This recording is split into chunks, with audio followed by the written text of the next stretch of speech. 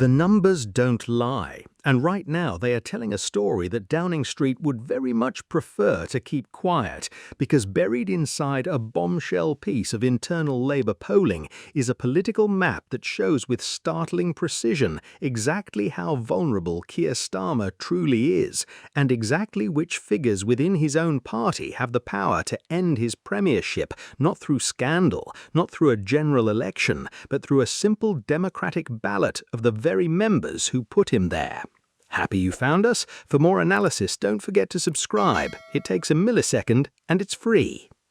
This is not the noise of opposition backbenchers venting frustration on a slow news day. This is something far more structurally significant, a confluence of resignation letters, quiet conversations in parliamentary corridors, public polling data, and the unmistakable sound of political ambition beginning to stir in places that had, until very recently, stayed deliberately, strategically silent. It began earlier this week, almost deceptively gently, as dozens of Labour MPs began voicing what had previously only been whispered, that Starmer needed to either resign or set out a clear timeline for his departure, words that in British political culture carry enormous weight precisely because they are almost never spoken aloud, unless the calculation has already been made that speaking them carries less risk than staying quiet. Then came Thursday, the day the temperature shifted entirely, the day Wes Streeting, Health Secretary, long-regarded frontrunner, the man Westminster insiders had privately identified as the most likely heir apparent, handed in his resignation and, in a letter whose language was as carefully constructed as any political document you will read this year, declared that he had lost confidence in Starmer's leadership and called for what he described as a broad debate about Labour's future direction. Streeting did not use the words leadership contest. He did not need to. In politics, the most consequential things are often communicated not by what is said, but by what is deliberately left unsaid, and his letter was a masterclass in that discipline, every line calibrated, every absence of explicit declaration a presence in itself, the starting gun of a contest fired not with a bang, but with the quiet click of a resignation letter landing on a Prime Minister's desk.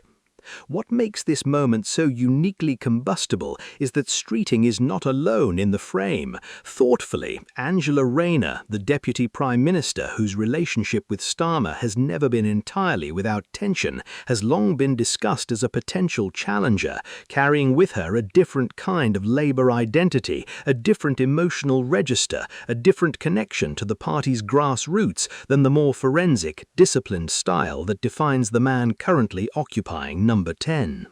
Andy Burnham, the Mayor of Greater Manchester, remains perhaps the most intriguing figure in this entire unfolding drama, a politician of genuine national stature with a proven record of electoral success and a public profile that extends well beyond the traditional boundaries of Labour's metropolitan base, who is nonetheless constrained by the practical reality that he does not currently hold a Westminster seat, a detail that matters enormously in any contest requiring the written support of 20% of Labour MPs, which at the current parliamentary arithmetic means 81 signatures. Then there is Ed Miliband, whose name has emerged in recent days with a kind of quiet unexpectedness that itself reveals something about the state of the field. And there is Al Khan's, a figure whose emergence into this conversation signals just how wide the net of potential challengers has been cast, how genuine the sense of possibility is beginning to feel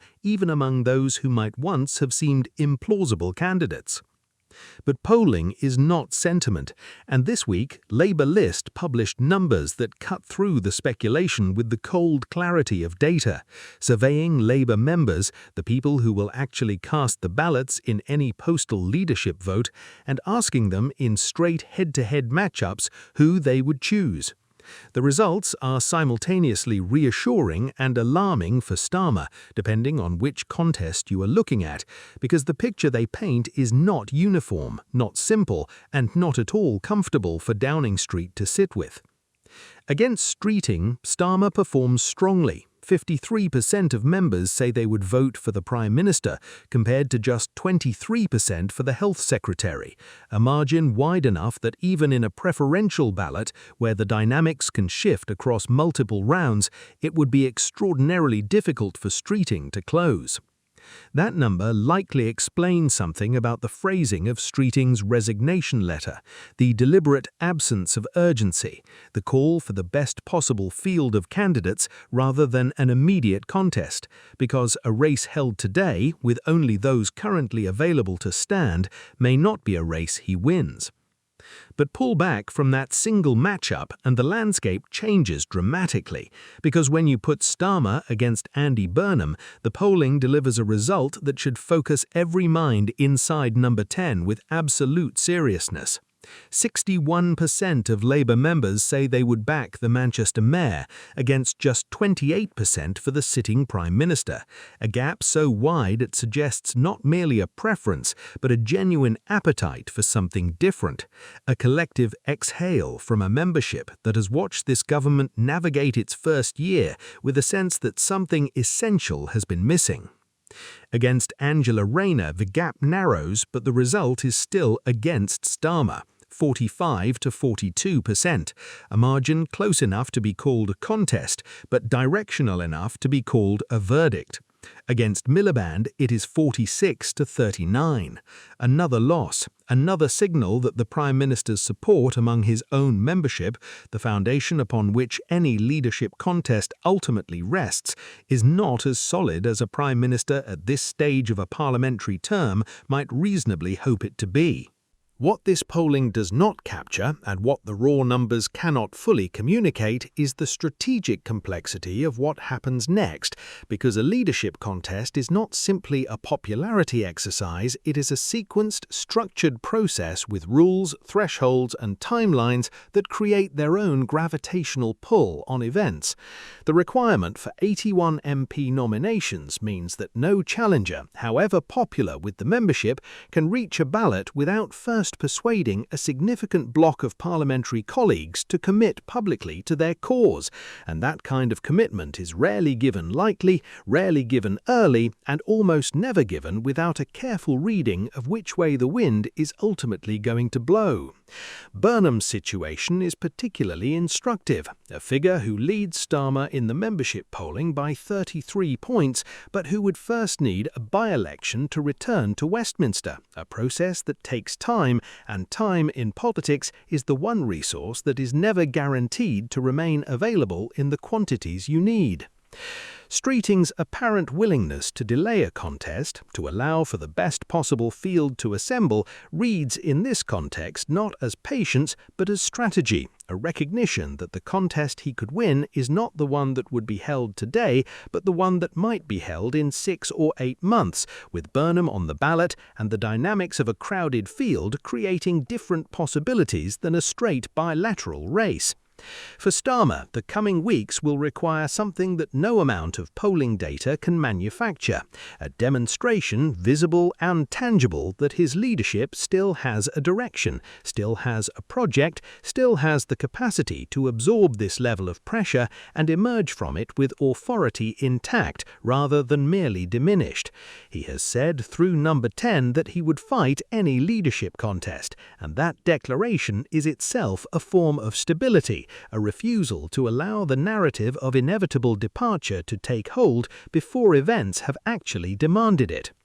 There is something revealing in that posture, the instinct not to retreat, not to announce timelines, not to accelerate the management of his own exit, but to stand and face whatever comes with the composure of someone who believes the verdict has not yet been delivered. Whether that composure is political wisdom or political denial is a question British political history will eventually answer, and it will answer it not in the commentary, not in the polling, but in the cold arithmetic of what happens when Labour members open their postal ballots and make the choice that no leadership, however disciplined, however forensically capable, can ultimately make for them.